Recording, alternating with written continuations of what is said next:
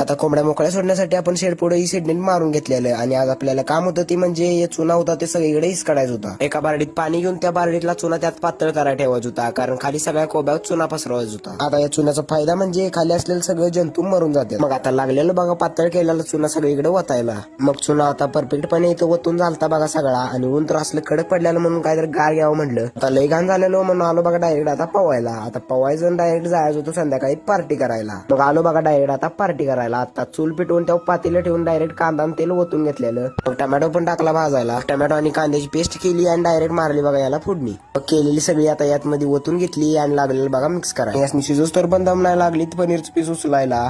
ठेवलेलं त्यावर लागलेलं बघा इकडे कांदा आणि टोमॅटो चिरायला. लेकिन ये साला कर क्या रहा है यहाँ पे?